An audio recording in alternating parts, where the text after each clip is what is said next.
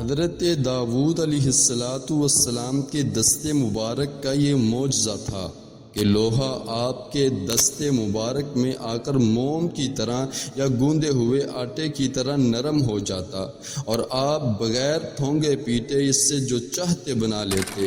اس کا سبب یہ بیان کیا گیا ہے کہ جب آپ قوم بنی اسرائیل کے بادشاہ ہوئے تو لوگوں کے حالات کو جاننے کے لیے آپ اس طرح نکلا کرتے کہ لوگ آپ کو پہچان نہ پاتے تھے۔ آپ لوگوں سے پوچھا کرتے کہ داؤد کیسا آدمی ہے، سارے ہی لوگ آپ کی تعریفیں کیا کرتے تھے۔ اللہ تعالیٰ نے ایک دن ایک فرشتے کو انسان کی صورت میں بھیجا۔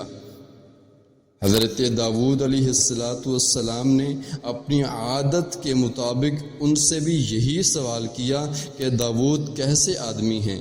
فرشتے نے کہا کہ داؤد ہیں تو بہت اچھے آدمی، لیکن اے کاش ان میں ایک خصلت نہ ہوتی تو بہتر ہوتا۔ آپ نے کہا بندے خدا وہ کون سی خصلت ہے؟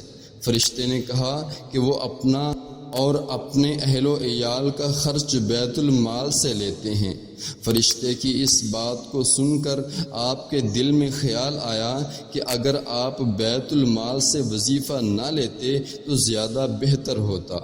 آپ نے بارگاہ خداوندی میں دعا کی کہ ان کے لیے کوئی ایسا سبب کر دے جس سے آپ اپنے بال بچوں کا خرچ پورا کر سکیں اور بیت المال یعنی شاہی خزانہ سے بے نیازی ہو جائے۔ اللہ تعالیٰ نے آپ کی دعا قبول فرمائی، آپ کے لیے لوہے کو نرم کر دیا اور آپ کو زرہ بنانے کا علم دیا۔ سب سے پہلے زرہ بنانے والے آپ ہی ہیں۔ آپ روزانہ ایک زرہ بنایا کرتے اور اس کو فروخت کر کے اپنے اہل و عیال کا خرچ پورا کرتے اور فقراء اور مساکین پر صدقہ بھی کیا کرتے۔ آپ کا ایک معجزہ یہ بھی ہے کہ اللہ تعالیٰ نے پہاڑوں اور پرندوں کو آپ کے ساتھ تسبیح کرنے کا حکم دیا۔ چنانچہ جب آپ تسبیح کرتے تو پہاڑوں سے بھی تسبیح سنی جاتی۔ ارشاد باری تعالیٰ ہے، اور بے شک ہم نے داؤد کو اپنا بڑا فضل دیا۔ اے پہاڑوں اس کے ساتھ اللہ کی طرف رجوع کرو، اور اے پرندوں اور تمہارے کام دیکھ رہا ہوں۔